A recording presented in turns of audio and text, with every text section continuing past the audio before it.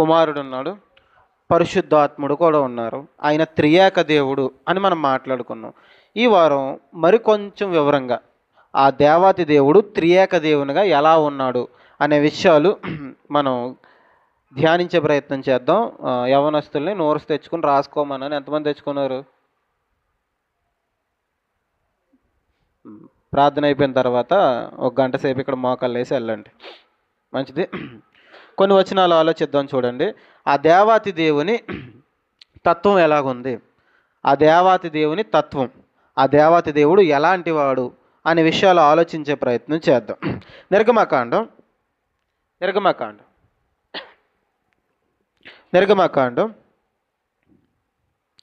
అధ్యాయం. కొంచెం తొందరగా మీరు తీసి చదివితే మనం త్వరగా ముందుకెళ్దాం. నిర్గమకాండం 20వ అధ్యాయం 1 నుంచి 3 వచనాలు చదువుకుందాం. దేవుడు ఈ ఆజ్ఞలనియు వివరించి చెప్పెను. నీ దేవుడైన యెహోవాను నేనే దాసుల గృహమైన ఐగుప్తు దేశంలో నుండి నిన్ను వెలుపలకు రప్పించి తిని, నేను తప్ప వేరొక దేవుడు నీకు ఉండకూడదు. పైన ఆకాశం అందే కానీ, కింద భూమి అందే కానీ, భూమి క్రింద నీళ్ళ అందే కానీ ఉండు దేని రూపమునైనను విగ్రహమునైనను నువ్వు చేసుకొనకూడదు, వాటికి సాగిలపడకూడదు, వాటిని పూజింపకూడదు. దేవుడు తన కోసం తాను చెప్పుకుంటూ నేనే మిమ్మల్ని ఐగుప్తు నుంచి రప్పించాను అని ఇశ్రాయేలీలతో మాట్లాడుతున్నాడు దేవుడు. ఇలా చూస్తూ వినండి అంతా. ఇశ్రాయేలీలతో దేవుడు మాట్లాడుతున్నాడు. ఏమని? ఐగుప్తు నుంచి రప్పించింది ఎవరు? నేనే. ఐగుప్తు నుంచి రప్పించింది నేనే అని దేవుడు మాట్లాడుతూ, నేను తప్ప వేరొక దేవుడు మీకు ఉండకూడదు, మీరు ఈ భూమి మీద కనిపించే ఎలాంటి ఆకారాన్ని మీరు చేసుకోవటానికి వీలు లేదు, వాటి ముందు సాగిలపడటానికి వీలు లేదు అని దేవుడు చెప్తున్నాడంటే, దేవుడు తనని తప్ప మనుషులు ఎవరిని ఆరాధించకూడదు. ఎందుకంటే ఉన్నది ఒకే దేవుడు గనక మీరు నన్నే ఆరాధించాలి, నేను తప్ప వేరొక దేవుడు మీకు ఉండటానికి వీల్లేదు. ఈ మాట జ్ఞాపకం ఉంచుకొని మనసులో పెట్టుకోండి. నిర్గమకాండం 20వ అధ్యాయంలో దేవుడు ఏం చెప్తున్నాడు? నేను తప్ప వేరొక దేవుడు మీకు ఉండకూడదని చెప్తున్నారు. తర్వాత మనం యాకోబు పత్రిక వద్దాం. చూడండి, యాకోబు పత్రిక 2వ అధ్యాయం. యాకోబు పత్రిక 2వ అధ్యాయం 19వ వచనం చదువుకుందాం. యాకోబు పత్రిక 2వ అధ్యాయం 19వ వచనం చదువు. దేవుడు ఒక్కడే అని నీవు నమ్ముచున్నావు, అలాగూ నమ్ముట మంచిదే, దయ్యములు నమ్మి వణుకుచున్నవి. సరిపోతుంది. దేవుడు ఒక్కడే అని నువ్వు నమ్ముతున్నావు, అలా నమ్మడం మంచిదా చెడ్డదా చెప్పాలి? ఇంకా పేజీలు తిరిగేస్తున్నారా? దేవుడు ఒక్కడే అని నీవు నమ్ముచున్నావు, అలాగూ నమ్ముట మంచిదే. ఇప్పుడు దేవుడు ఒక్కడే అని ఎంతమంది నమ్ముతున్నారు? అలా నమ్మడం మంచిదే అని చెప్తున్నారు. నువ్వే కాదు, ఇంకా ఎవరు నమ్ముతున్నారు? దయ్యాలు కూడా నమ్ముతున్నాయట దేవుడు ఒక్కడే అని. దయ్యాలకు కూడా తెలుసట. ఎందుకు దయ్యాలకు తెలుసు అంటే, దయ్యాలు ఒకప్పుడు పరలోకంలో ఏం చేసేవి? అవి ముందు దయ్యాలు కాదు, అవి పరలోకంలో ఉన్న దేవదూతలు. అవి దేవుణ్ణి ఆరాధించేవి. వాటికి తెలుసు, అప్పటి వరకు దేవుణ్ణి ఆరాధించేవి కనుక దేవుడు ఏంటో, దేవుని తత్వం ఏంటో వాళ్ళకి తెలుసు. దేవుడు ఒక్కడే అని మనం నమ్ముతున్నాం. మనమే కాదు, ఇంకెవరు నమ్ముతున్నారు? దయ్యాలు కూడా నమ్ముతున్నాయట. నమ్మి ఏం చేస్తున్నాయి? వణుకుతున్నాయట. మనమే వణకం. దేవుడు అంటే మనకు భయం ఉండదు. ఎప్పుడు పడితే అప్పుడు వస్తాం, ఎప్పుడు పడితే అప్పుడు వెళ్తాం, ఎలా పడితే అలా మాట్లాడతాం, ఎలా పడితే అలా ఉంటాం. కానీ దయ్యాలు ఏం చేస్తున్నాయట? వణుకుతున్నాయంట. దేవుడు అంటే భయపడుతున్నాయట. ఇప్పుడు మనం నిర్గమకాండం 20వ అధ్యాయంలో చూసాం. ఏమని? నేను తప్ప వేరొక దేవుడు ఉండకూడదు. ఇక్కడ ఏం చూసాం? దేవుడు ఒక్కడే. ఇప్పుడు ఈ 2 వచనాలు దగ్గర పెట్టుకుని చదవండి, ఆలోచించండి. దేవుడు ఒక్కడే. ఆ ఒక్క దేవుని తప్ప వేరొకరిని ఆరాధిస్తే ఆయన ఊరుకోడు, ఒప్పుకోడు. ఆ ఒక్క దేవుణ్ణి మాత్రమే ఆరాధించాలి. నేనే మిమ్మల్ని ఐగుప్తు నుంచి తీసుకొచ్చాను, నేను తప్ప మీకు వేరొక దేవుడు ఉండకూడదని దేవుడు తెలియజేశాడు. ఆ దేవుడు తన కోసం తాను బయలుపరుచుకుంటూ మరొక మాట చెప్తున్నాడు. ఒకసారి ద్వితీయోపదేశ కాండంకి వచ్చేద్దాం చూడండి. ద్వితీయోపదేశ కాండం 6వ అధ్యాయం. మనకు తెలిసిన మాటలే ఒకసారి మీకు జ్ఞాపకం చేస్తున్నాను. ద్వితీయోపదేశ కాండం 6వ అధ్యాయం 4వ వచనం చదువుకుందాం. ద్వితీయోపదేశ కాండం 6వ అధ్యాయం 4వ వచనం చదవమ్మా. ఇశ్రాయేలు వినుము, మన దేవుడైన యెహోవా అద్వితీయుడగు యెహోవా. అర్థమవుతుందా? మన దేవుడు ఎవరట? యెహోవా అద్వితీయుడు అని రాయబడింది. మనం నమ్ముకుంటున్న దేవుడు అద్వితీయుడు. అద్వితీయుడు అంటే మీకు చాలా రోజుల క్రితం చెప్పాను. అద్వితీయత అని అంటే అలాంటిది మరొకటి లేదు, ఆయనకి సమానమైన వారు ఇంకొకరు లేరు అని అర్థం. అర్థమవుతుందా? అద్వితీయుడు అని అంటే ఎలా చూడండి, ఎలా చూస్తామని. అద్వితీయుడు అని అంటే అలాంటి వారు ఇంకొకరు లేరు. ఇందాక మనం 2 వచనాలు చదువుకున్నాం, నిర్గమకాండం 20, అలాగే యాకోబు పత్రికలో ఒక మాట చదువుకున్నాం. ఇక్కడ నిర్గమకాండం 20లో నేను తప్ప వేరొక దేవుడు మీకు ఉండకూడదు, దేవుడు ఒక్కడని యాకోబు పత్రికలో రాయబడింది. ఇక్కడ మనం నమ్ముకున్న దేవుడు ఎవరని రాయబడింది? అద్వితీయుడు. అద్వితీయుడు అంటే అలాంటి దేవుడు ఇంకొకరు లేరు, ఆయనకి సమానమైన వారు మరొకరు లేరు. ఈ వచనాలన్నీ చూస్తుంటే మనకు అర్థమవ్వాల్సిందేంటి? దేవుడు ఒక్కడే. చెప్పాలంత దేవుడు, మరలా చెప్పండి, దేవుడు ఆయన తప్ప వేరొకరిని, ఆయనకి సమానమైన వారు మనమే కాదు, దేవుడు ఒక్కరని ఇంకెవరు నమ్ముతున్నారు? దయ్యాలు కూడా నమ్ముతున్నాయి, వణుకుతున్నాయి. ఈ 3 వచనాలు చూసిన తర్వాత మనకు క్లారిటీ రావాలి. ఆ దేవుడు ఒకే దేవుడు, ఆయనకి సమానమైన వారు మరొకరు లేరు, ఆయన్ని తప్ప వేరొకరిని ఆరాధించడానికి దేవత దేవుడు ఒప్పుకోడు. ఇప్పుడు ఈ మాటలన్నీ మనసును పెట్టుకుని మీకు కొన్ని వచనాలు చూపిస్తాను, జాగ్రత్తగా వినండి. ఈ మాటలు మనసును పెట్టుకోండి. దేవుడు ఒక్కడే, ఆయనకి సమానమైన వాళ్ళు వినాలా, సమానమైన వాళ్ళు వేరొకరు లేరు, ఆయన్ని తప్ప వేరొకరిని ఆరాధించడానికి దేవుడు ఒప్పుకోడు. ఈ మాటలు మనసును పెట్టుకుని కొన్ని మాటలు చదువుదాం చూడండి. ఆదికాండం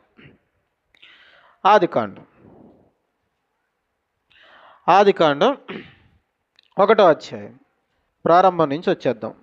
ఆదికాండం 1వ అధ్యాయం 26వ వచనం నుంచి చదువుకుందాం.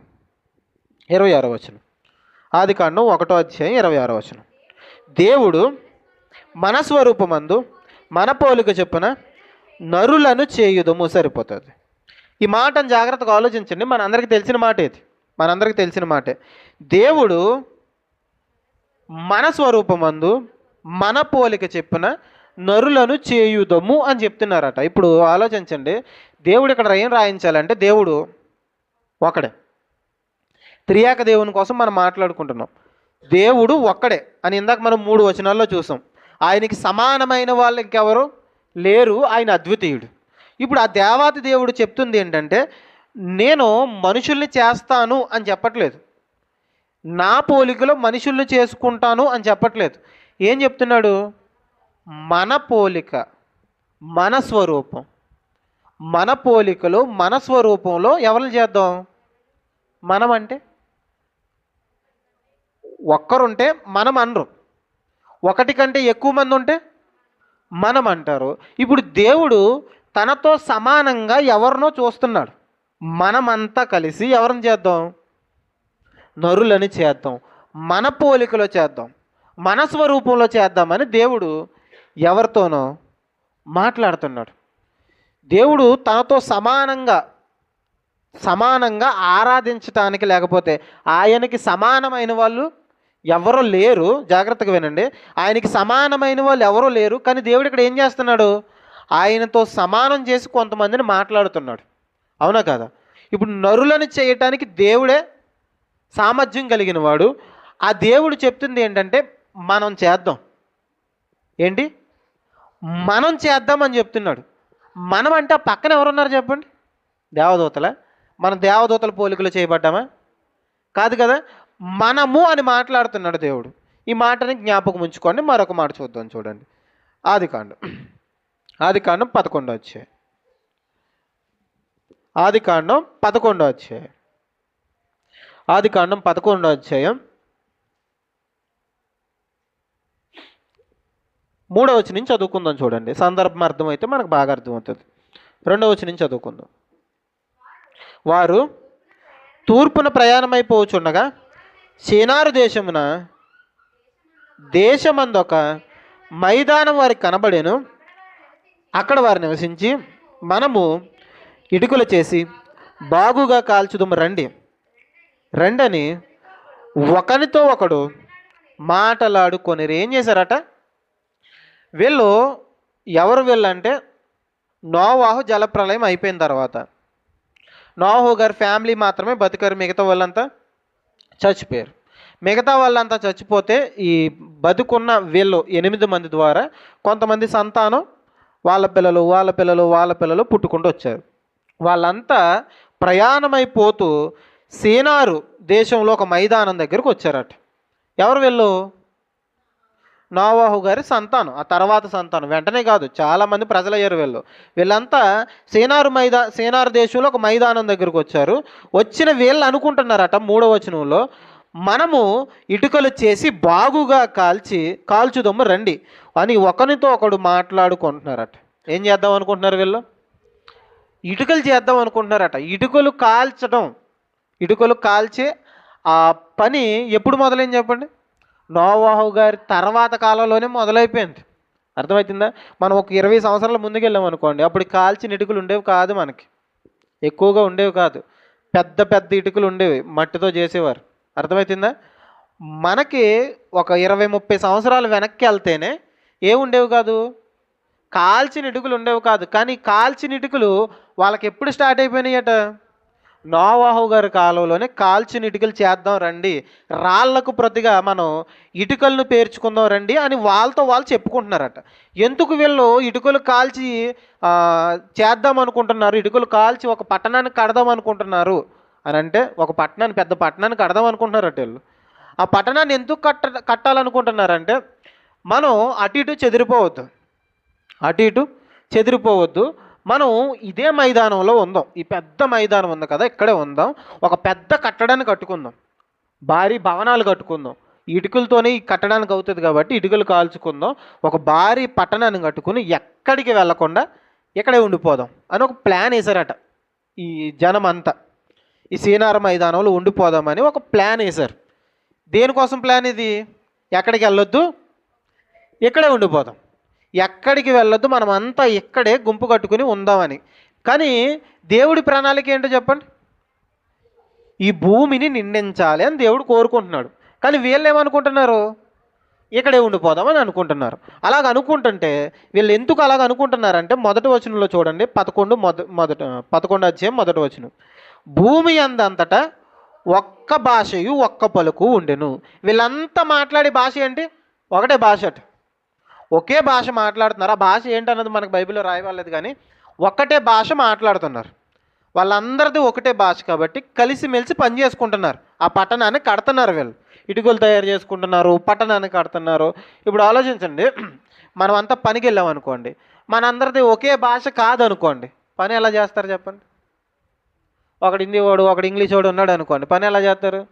ఆడు చెప్పేది మనకు అర్థమవుదు, మనం చెప్పేది ఆడికి అర్థమవుదు. పని ముందుకెళ్తుందా?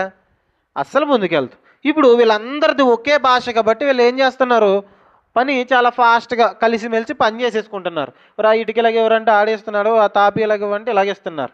ఇప్పుడు ఇలా కలిసిమెలిసి వీళ్ళు పని చేసుకుంటున్నారు. దేవుని ప్రణాళిక మాత్రం భూమి అంతా నిండాలని. వీళ్ళ ఆలోచన ఏంటి? ఇక్కడే ఉండిపోదామని. ఇలాగ అనుకుంటుంటే దేవుడు అప్పుడు ఒక ప్లాన్ చేశాడు, ఒక సందర్భాన్ని చేద్దాం అనుకున్నాడు. మనకు అర్థం కావాలంటే 5వ వచనం చదువుకుందాం చూడండి. 5వ వచనం, యెహోవా నరులు కుమారులు కట్టిన పట్టణమును గోపురమును చూడ దిగి వచ్చెను. అప్పుడు యెహోవా, ఇదిగో జనము ఒక్కటే, వారందరికీ భాష ఒక్కటే, వారు ఈ పని ఆరంభించి ఉన్నారు. ఇక మీదట వారు చేయదలుచు ఏ పని అయినను చేయకుండా వారికి ఆటంకమేమీ ఉండదు. దేవుడట, మనం 5వ వచనంలో చూస్తే, యెహోవా నరుల కుమారులు కట్టిన పట్టణమును గోపురమును చూడవచ్చి. వాళ్ళు ఒక పట్టణం కడుతున్నారు, తర్వాత ఒక గోపురం కడుతున్నారు. జాగ్రత్తగా విందాం. ఒక పట్టణాన్ని కడుతున్నారు, ఒక గోపురాన్ని కడుతున్నారు. దీన్ని ఎవరు చూడటానికి వచ్చారట? చెప్పాలి. 5వ వచనంలో ఉంది, యెహోవా చూడటానికి వచ్చాడు. ఎవరు చెప్పాలా? యెహోవా చూడటానికి వచ్చాడు. వచ్చిన యెహోవా 7వ వచనంలో చెప్తున్నారు చూడండి. 7వ వచనంలో, గనుక మనము దిగిపోయి, సరిపోతుంది. ఒకసారి ఆలోచిద్దాం. ఎవరట? మరలా మాట్లాడుతున్నాడు ఆయన. మనము దిగిపోయి, వచ్చింది ఎవరు? ఆయన ఏమని మాట్లాడుతున్నాడు? మనము దిగిపోయి. ఎక్కడికి దిగిపోయి? వీళ్ళు ఏదైతే పట్టణం కడుతున్నారో అక్కడికి వెళ్ళి తర్వాత దిగిపోయి, వారిలో ఒకని మాట ఒకనికి తెలియకుండా అక్కడ వారి భాషను తారుమారు చేయుదము. చేస్తాను కాదు, చేయుదము. రండి. రండి అని ఎవరు పిలుస్తారు? ఎవరో లేకుండా రండి అంటారా? పక్కనే ఎవరో ఉన్నారు. చేయుదము, మనం చేద్దాం రండి అని చెప్పి చేయుదము రండి అని అనుకున్నారట. ఏంటి? ఎవరో లేకుండా అనుకోరు, ఎవరో లేకుండా రండి అని పిల్లరు. అంటే పక్కన ఎవరో ఉన్నారు. దేవుడు ఒక్కడే. ఆ ఒక్క దేవుడు ఏమని చెప్తున్నాడంటే మనము అని చెప్తున్నాడు. ఒక్క దేవుడు అంటే ఏకత్వం, పక్కన ఎవరో ఉన్నారు కాబట్టి బహుళత్వం. ఎవరున్నారు పక్కనే? ఎవరున్నారు అర్థం కావాలంటే మీకు ఒక మాట చూపిస్తాను, చూద్దాం. చూడండి. మత్తయి సువార్త 28వ అధ్యాయం. కొంచెం జాగ్రత్తగా వినే ప్రయత్నం చేయండి. మత్తయి సువార్త 28వ అధ్యాయం. మత్తయి సువార్త 28వ అధ్యాయం 19వ వచనం చదువుకుందాం. కాబట్టి మీరు వెళ్ళి సమస్త జనులను శిష్యులుగా చేయుడి, తండ్రి యొక్కయు కుమారుని యొక్కయు పరిశుద్ధాత్మ యొక్కయు నామములోనికి వారికి బాప్తిస్మం ఇచ్చుచు. సరిపోతుంది.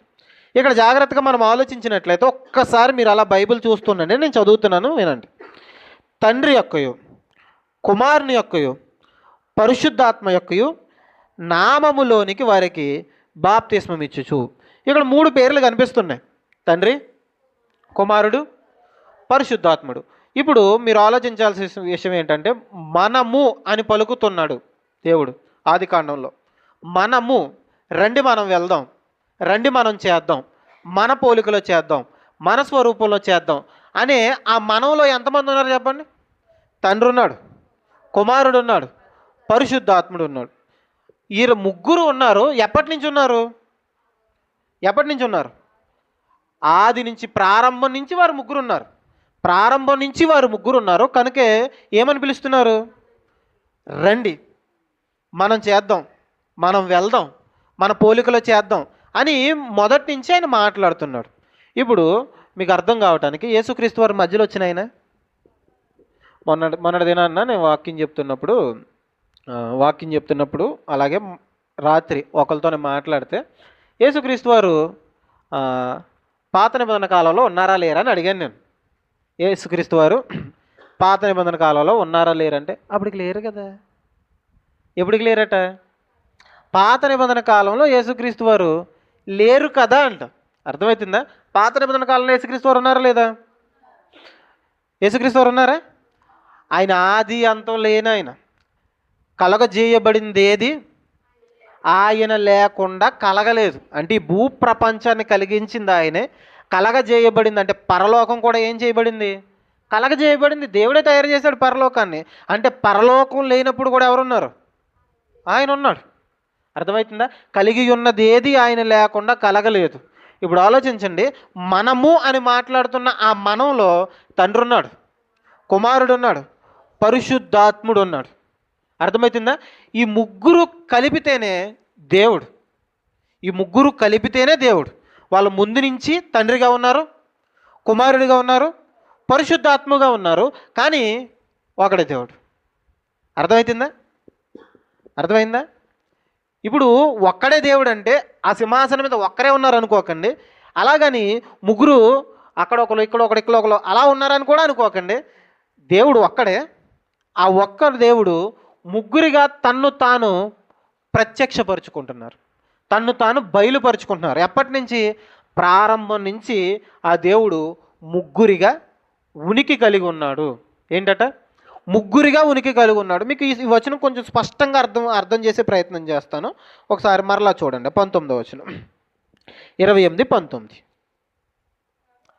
కాబట్టి మీరు వెళ్ళి సమస్త జనులను శిష్యులుగా చేయండి, తండ్రి యొక్కయు కుమారుని యొక్కయు పరిశుద్ధాత్మ యొక్కయు నామములోనికి వారికి బాప్తిస్మం ఇచ్చుచు. ఏంటట? తండ్రి కనిపిస్తున్నాడు, కుమారుడు కనిపిస్తున్నాడు, పరిశుద్ధాత్ముడు కనిపిస్తున్నాడు. ఇప్పుడు నామములు అని రాయబడాలి అక్కడ. నిజానికి ఎంతమంది ఉన్నారు అక్కడ? ముగ్గురు కింద కనిపిస్తున్నారు కదా, తండ్రి కుమార పరిశుద్ధాత్మ. ఇప్పుడు మేము ముగ్గురు ఉన్నాం అనుకోండి, ఇక్కడ ఒక ముగ్గురు ఉన్నాం అనుకోండి. ముగ్గురు ఉన్నప్పుడు నామం అంటే ఏం లేదు, పేరు. నామం అంటే పేరు. ఒక ముగ్గురు ఉన్నారు అనుకోండి, మీ పేర్లు ఏంటి అని అడుగుతారా? మీ పేరేంటి అని అడుగుతారా? మీ పేర్లు అని అడుగుతారు కదా. ముగ్గురు ఉన్నారు కాబట్టి మీ పేర్లు ఏంటి అని అడుగుతారు. ఒక్కరుంటే మీ పేరేంటి అని అడుగుతారు. ఇక్కడ చూడండి, నామములోనికి, నామములు కాదు, నామములోనికి 3 పేర్లు చెప్తున్నారు. తండ్రి కుమార పరిశుద్ధాత్మ 3 పేర్లు చెప్తున్నారు. 3 పేర్లు చెప్పి నామములు అనట్లేదు, నామము అంటున్నారు. అదేంటది? ముగ్గురుంటే నామములు, ఒక్కరుంటే నామము, కానీ 3 పేర్లు చెప్పి నామం అంటున్నారేంటి? అంటే మన దేవుడు త్రియేక దేవుడు అని అర్థం చేసుకోవాలి. ఒక్కటిగా కనిపిస్తారు దేవుడు, ఒకే దేవుడు ముగ్గురిగా ఉనికి కలిగి ఉన్నాడు. ముగ్గురిగా తన్ను తాను బయలుపరుచుకుంటున్నాడు, ముగ్గురిగా తన్ను తాను ప్రత్యక్షపరుచుకుంటున్నాడు. ఆయన వేరు, ఈయన వేరు, ఈయన వేరు కాదు. ప్రారంభం నుంచి వాళ్ళు ముగ్గురుగానే ఉన్నారు, కానీ ఏకదేవుడు. ఈ తత్వాన్నే బైబిల్ పరిశోధకులు ఏం చేశారంటే త్రియేక దేవుడు అని పలకడం మొదలుపెట్టారు. అర్థమవుతుందా? త్రియేక దేవుడు అని పిలవడం మొదలుపెట్టారు.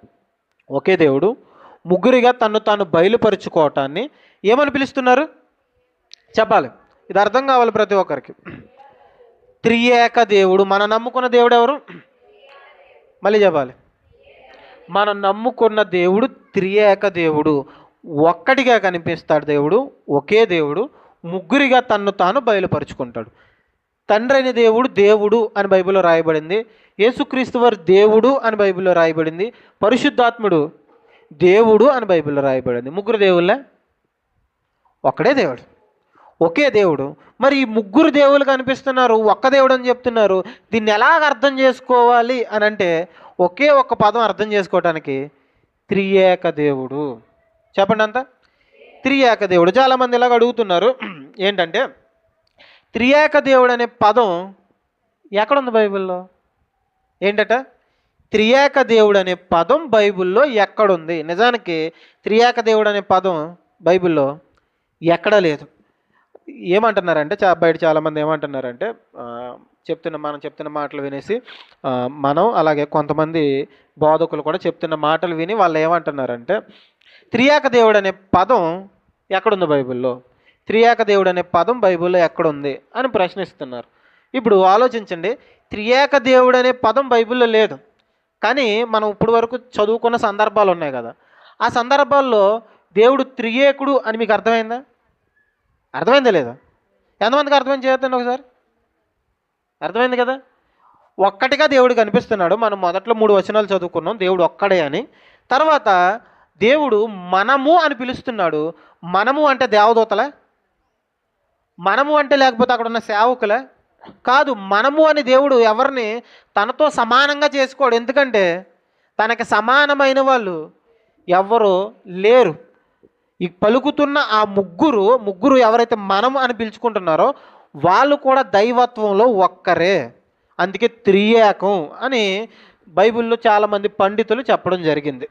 ఇప్పుడు త్రియేక దేవుడు అనే పదం బైబిల్లో లేదు కాబట్టి మేము నమ్మము అని చాలామంది అంటున్నారు.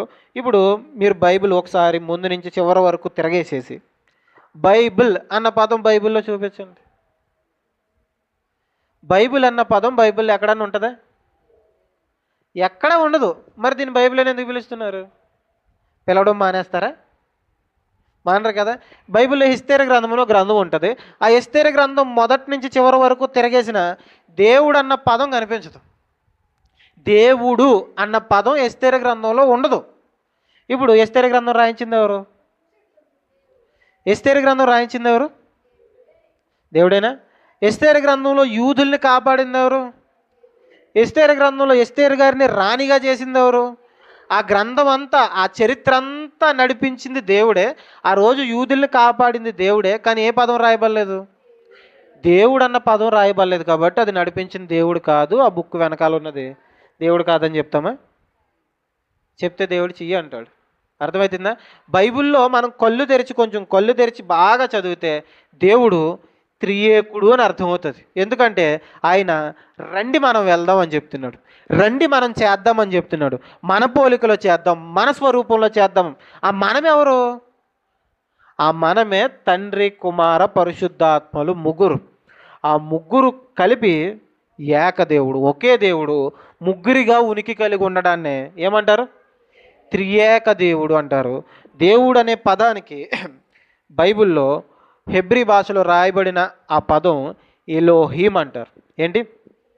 ఎలోహీం. ఎలోహీం అంటే ఏకత్వంలో బహుళత్వం. ఒకే దేవుడు కనిపిస్తాడు. ఆ ఒకే దేవుడు ముగ్గురిగా తను తాను ప్రత్యక్షపరుచుకుంటాడు. ఎందుకు అనంటే మన రక్షణార్థం. దేవుడు కనిపించడు. మీకు చాలా రోజుల క్రితం చెప్పినట్టున్నాను, దేవుడు కనిపించడు. దేవుడు ఏ మనిషికి కంటికి కనిపించడు. ఇప్పుడు దేవుడు తన్ను తాను మనుషులకు తెలియజేసుకోవాలి. ఇప్పుడు పిల్లలు ఉన్నారనుకోండి, పిల్లలు ఏదైనా తప్పు చేస్తే తల్లిదండ్రులు చెప్పాలి కదా, చెప్పాలా? ఇప్పుడు చెప్పాలంటే కనిపించాలా? చెప్పాలంటే మాట వినిపించాలి కదా.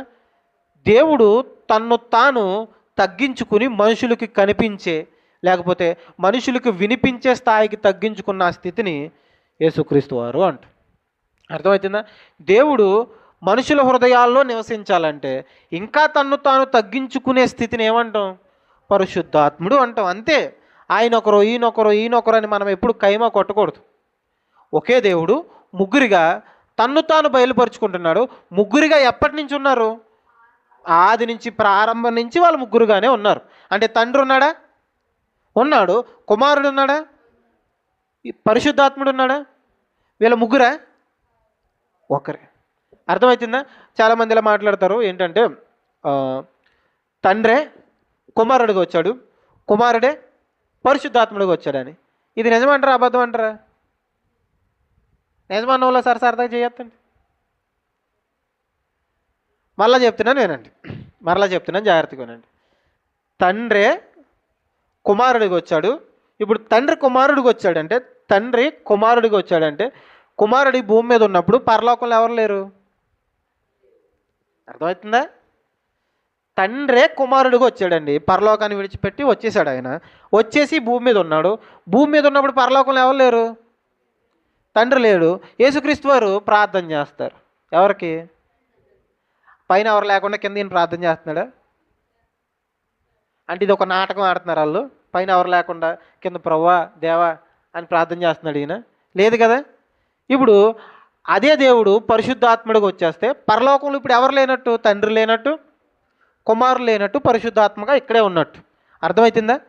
చాలామంది చెప్పే సిద్ధాంతం, ఒక సిద్ధాంతం త్రిత్వవాదంలో ఒక సిద్ధాంతం ఏంటంటే ఆయనే ఈయనగా వచ్చాడు అని చెప్తారు. ఇది బైబిల్ ప్రకారం రాంగ్. మొట్టమొదటి నుంచి వాళ్ళు ముగ్గురుగానే ఉన్నారు. ఒకే దేవుడు అనేక ప్రదేశాల్లో ఉండగలడు. అర్థమవుతుందా? ఆయన తండ్రిగా ఉంటాడు, కుమారుడిగా ఉంటాడు, పరిశుద్ధాత్ముడిగా ఉంటాడు. ముగ్గురు వేరువేరుగానే ఉన్నారు. వేరుగా ఉన్నా కానీ వాళ్ళు వేరువేరు ముగ్గురు దేవులు కాదు, ఒక్కడే దేవుడు. దీన్ని అర్థం చేసుకోవటానికే బైబిల్ పరిశోధకులు త్రియేక దేవుడు అని పెట్టారు. మీకు అర్థం కావడానికి సందర్భం చెప్తాను. యేసుక్రీస్తు వారు బాప్తిసం తీసుకుని బయటకు వస్తున్నారు. పైన ఎవరున్నారు? పరిశుద్ధాత్ముడు ఎలా వస్తున్నాడు? పావురం రూపంలో వస్తున్నారు. ఒకే సమయంలో 3 వేరు వేరు ప్లేసుల్లో ముగ్గురు కనిపిస్తున్నారు. ముగ్గురు అందామా? అర్థమవుతుందా? నీటిలోంచి ఎవరు వస్తున్నారు చెప్పాలా? నీటిలోంచి యేసుక్రీస్తు వారు వస్తున్నారు. ఆకాశం నుంచి పావురం రూపంలో ఎవరు వస్తున్నారు? పావురంలా పరిశుద్ధాత్ముడు వస్తున్నాడు. పైనుంచి ఒక స్వరం వినిపిస్తుంది, ఈయన నా ప్రియకుమారుడు, ఈయన యందు నేను ఆనందించుచున్నానని ఒక స్వరం వినిపిస్తుంది. ఇప్పుడు పైనుంచి స్వరం వినిపించింది తండ్రి అయిన దేవుడు, కింద నీటిలోంచి వచ్చింది యేసుక్రీస్తు వారు, పావురం రూపంలో వచ్చింది పరిశుద్ధాత్ముడు. ముగ్గురు వేరు వేరు ప్లేసుల్లో కనిపిస్తున్నారా? ముగ్గురు వేరు వేరు ప్లేసుల్లో ఒకే టైంలో కనిపిస్తున్నారు. ముగ్గురు అందామా? ఒకే దేవుడు ముగ్గురుగా తన్ను తాను ప్రత్యక్షపరుచుకుంటున్నాడు, బయలుపరుచుకుంటున్నాడు. మనం ఇక్కడ ఉన్నాం, ఇంటి దగ్గర ఉండగలమా? ఉండలేం. దేవుడు కాబట్టి ఆయన అక్కడ ఉంటాడు, ఇక్కడ ఉంటాడు, ఇక్కడ ఉంటాడు. ఒకే దేవుడు ముగ్గురిగా తన్ను తాను బయలుపరుచుకోవటాన్నే త్రియేకము అంటారు. ఏంటి? త్రియేకము అంటారు. వాళ్ళు ముగ్గురు అక్కడున్న ఆయన ఇక్కడ, ఇక్కడున్న ఆయన ఇక్కడ, అలా నాటకం ఏం ఆడలేదు. వాళ్ళు ఒకే దేవుడు ముగ్గురుగా ప్రారంభం నుంచి తన్ను తాను బయలుపరుచుకోవటాన్ని త్రియేకత్వం అని చెప్తారు. మీకు ఒక వచనం చూపించి ముగిస్తాను. ఇప్పటివరకు చెప్పిందంత అర్థమైందా? ఒకే దేవుడు ముగ్గురిగా తన్ను తాను బయలుపరుచుకుంటున్నాడు అని ఎంతమందికి అర్థమైంది చెప్పండి? అర్థమైంది కదా? నిజంగా అర్థమైందా? ముగించేస్తున్నారా? అర్థమైంది అంటున్నారా? ఒక మాట చూద్దాం, చూడండి. దేవుడు తన కోసం తాను చెప్పుకుంటున్న మాట. యెషయా గ్రంథం జాగ్రత్తగా చివరిగా యెషయా గ్రంథం 42వ అధ్యాయం. యెషయా గ్రంథం 42వ అధ్యాయం. మీకు ఈ మాట చూపించి నేను మీకు ఒక్క 2 మాటలు చూపించి ముగించేస్తాను. యెషయా గ్రంథం 42వ అధ్యాయం. జాగ్రత్తగా అక్కడే చూస్తూ నేను చదువుతున్న మాటలు వినే ప్రయత్నం చేయండి. యెషయా గ్రంథం 42వ అధ్యాయం 8వ వచనం. జాగ్రత్తగా ప్రతి ఒక్కరు తీయండి. యెహోవాను నేనే, ఇదే నా నామము, మరి ఎవరికిని నా మహిమను నేను ఇచ్చువాడను కాను, నాకు రావలసిన స్తోత్రమును విగ్రహములకు చెందనీయను. మరలా చదువుతున్నాను, జాగ్రత్తగా వినండి. యెహోవాను నేనే, ఇదే నా నామము, మరి ఎవరికి నా మహిమను నేను ఇచ్చువాడను కాను. నేనే యెహోవాని దేవుడు చెప్తున్నాడు. నేనే యెహోవాని, ఇదే నా నామము, నా మహిమను నేను ఎవరికి ఇవ్వను. జాగ్రత్తగా వినాలి. ఇలా చూస్తూ ఒకసారి వినండి. నా మహిమను నేను ఎవరికి ఇవ్వను, నా మహిమను నేను ఎవ్వరికి ఇవ్వను అని దేవుడు చెప్తున్నాడు. ఇప్పుడు పక్కనున్న యేసుక్రీస్తు వారు దేవుడు కాకపోతే, పక్కనున్న యేసుక్రీస్తు వారు త్రియేక దేవుల్లో ఒకరు కాకపోతే ఈయన మహిమని ఆయనకి ఎందుకు ఇస్తారు? ఆయనతో సమానంగా ఎందుకు మాట్లాడుకుంటారు? అర్థమవుతుందా? మనము అని కలిపి ఎందుకు మాట్లాడతారు? యెహోవా దేవుడు చెప్తున్నాడు, ఇది నా నామము, నా మహిమను నేను ఎవరికి, నా నామాన్ని కానీ నా మహిమను కానీ నేను ఎవరికి ఇవ్వను అని చెప్తున్నారు. ఇప్పుడు మీకు ఒక మాట చివరిగా చివరికి ఈ మాట చదువుకుని ముగించుకుందాం. ఈ మాట గుర్తుంది కదా? నా నామాన్ని, నా పేరుని కానీ నా మహిమని కానీ నేను ఎవరికి ఇవ్వనని ఎవరు చెప్తున్నారు? మరలా ఎవరు చెప్తున్నారు? ఏమి ఇవ్వనని? ఇదే నా నామము, నా మహిమను నేను ఎవ్వరికి ఇవ్వను అని చెప్తున్నారు. ఆయన మహిమను ఎవ్వరికి చెందనివ్వడు. ఆయన మాత్రమే మహిమపరచబడాలి. ఇప్పుడు ఒక మాట చూసి మనం ముందుకెళ్దాం, ముగించుకుందాం. దీనికోసం మనం వచ్చే వారం ఆలోచిద్దాం. నిర్గమకాండం 23వ అధ్యాయం. నిర్గమకాండం 23వ అధ్యాయం 20-21 వచనాలు చదువుకుందాం. నిర్గమకాండం 23వ అధ్యాయం. నిర్గమకాండం 23వ అధ్యాయం 20-21 వచనాలు చదువుకుందాం. ఇదిగో త్రోవలో నిన్ను కాపాడి నేను సిద్ధపరిచిన చోటుకు నిన్ను రప్పించుటకు ఒక దూతను మీకు ముందుగా పంపుచున్నాను. సరిపోతుంది. ఒక్కసారి ఈ వచనాన్ని జాగ్రత్తగా అందరూ చూస్తూ నేను చదువుతున్నాను, వినండి. ఇదిగో త్రోవలో నిన్ను కాపాడి నేను సిద్ధపరిచిన చోటుకు. దేవుడు చెప్తున్నాడు ఎవరితోనంటే ఇజ్రాయేలీలతో. దేవుడు ఇజ్రాయేలీలతో చెప్తున్నారు, త్రోవలో మిమ్మల్ని కాపాడటానికి. మీరు ఐగుప్తు నుంచి ఎక్కడికి వెళ్తున్నారు? కానాను భూభాగానికి వెళ్తున్నారు కదా. ఈ త్రోవలో, ఈ మార్గంలో మిమ్మల్ని కాపాడి నేను ఏదైతే దేశాన్ని చూపిస్తున్నానో ఆ దేశానికి మిమ్మల్ని తీసుకు వెళ్ళటానికి ఏంటట, ఒక దూతను మీకు ముందుగా పంపుతున్నాను. అర్థమైంది సందర్భం? ఇశ్రాయేలీల్ని ఐగుప్తు నుంచి కానానుకు తీసుకు వెళ్ళటానికి దేవుడు ఒక దూతని ఏం చేస్తున్నాడట? ముందుగా పంపుతున్నాడు. అంటే ఇశ్రాయేలీలకి ముందుగా నడిచింది ఎవరు? ఈ వచనం ప్రకారం 20 దూత ఇశ్రాయేలీలకి ముందుగా నడిపించబడటానికి, వాళ్ళని అక్కడికి తీసుకువెళ్ళటానికి ఒక దూతను పంపిస్తున్నాను అని దేవుడు చెప్పాడు. ఆ తర్వాత వచనం, ఆయన సన్నిధిని, జాగ్రత్తగా ఆలోచించండి, ఎవరిని పంపిస్తున్నాడు ఆయన? ముగించేసుకుందాం. ఎవరిని పంపిస్తున్నాడు? ఒక దూతను పంపిస్తున్నాడు. ఆ దూతని 21వ వచనంలో ఏమంటున్నాడు చూద్దాం. చూడండి, ఆయన సన్నిధిని. ఏంటట? దూతని దేవుడు ఏమని పిలుస్తున్నాడు చూడండి, ఆయన. ఏంటట? బైబిల్లో మీరు ఎక్కడ చూడండి, బైబిల్లో దేవుడి కోసం ఎక్కువగా రాయబడిన పదం ఏంటంటే ఆయన. దేవుడు అన్న పదం తక్కువ ఉంటుంది, ఆయన అన్న పదం ఎక్కువ ఉంటుంది. ఇప్పుడు దేవాతి దేవుడు చెప్తున్నాడు, మీకు మార్గంలో మీకు తోడుగా ఉండటానికి, మిమ్మల్ని అక్కడికి నడిపించడానికి ఒక దూతను పంపుతున్నాను. ఆ దూతని ఈ దేవుడు ఏమంటున్నాడు? ఆయన సన్నిధిని. అదేంటది? ఇందాక మనం చదువుకున్న వచనంలో ఏముంది? నా నామాన్ని కానీ, నా మహిమని కానీ. అదేంటి? ఆయన అనే పదం బైబిల్లో ఎక్కువగా దేవుని కోసమే రాయబడింది. దూతని దేవుడు గౌరవంగా ఆయన అని పిలుస్తున్నాడు. ఎక్కడన్నా పిలిచాడా? ఇక్కడ చూడండి, ఆయన అని పిలుస్తున్నాడు. ఆయన సన్నిధిని జాగ్రత్తగా ఉండండి, జాగ్రత్తగా. ఇలా చూడండి, ఆయన అని పిలుస్తున్నాడు దూతని. తర్వాత మాట సన్నిధి. సన్నిధి ఎవరికి ఉంటుంది? దూతలకి సన్నిధి ఉంటుందా? దేవుని సన్నిధిలోనే దూతలు ఉంటాయి. అర్థమవుతుందా? ఆయన సన్నిధిని జాగ్రత్తగా ఉండండి అంటే ఈయన కేవలం దూత మాత్రమే అనుకోకండి. ఇశ్రాయేలీలకు ముందు నడిచిన దూత కేవలం అక్కడ దూత మాత్రమే అనుకుంటే పొరపాటు. ఎందుకంటే దేవాతి దేవుడే ఏమంటున్నాడంటే ఆయన అంటున్నాడు. ఆ దేవాతి దేవుడే ఏమంటున్నాడంటే ఆయన సన్నిధిలో జాగ్రత్తగా ఉండండి అని చెప్తున్నారు. తర్వాత మాట, ఆయన మాట వినండి మీరంతా. ఆయన కోపం రేపొద్దు, మీ అతిక్రమములను ఆయన పరిహరింపడు, నా నామము ఆయనకుంది. ఈ మాట జాగ్రత్తగా ఆలోచిద్దాం. నా నామము ఎవరికి ఉందట? పంపబడిన దూతకు ఉందట. అర్థమవుతుందా? ఇందాక మనం చదువుకున్న మాట ఏంటి యెషయా గ్రంథంలో? ఆయన నామాన్ని, ఆయన మహిమని ఎవరికి ఇవ్వనని దేవుడు కరాఖండిగా చెప్పేశాడు. ఇక్కడ చూడండి, నా నామము ఆయనకుంది. ఆయన అంటే ఎవరు? ఇక్కడ దూత. ఈ సందర్భం ప్రకారం చెప్పండి, ఆయన అంటే ఎవరు? దూత. దూతకి ఏం పేరు పెడుతున్నాడు ఆయన? నా నామము ఆయనకి ఇస్తున్నానని చెప్పలేదు ఆయన.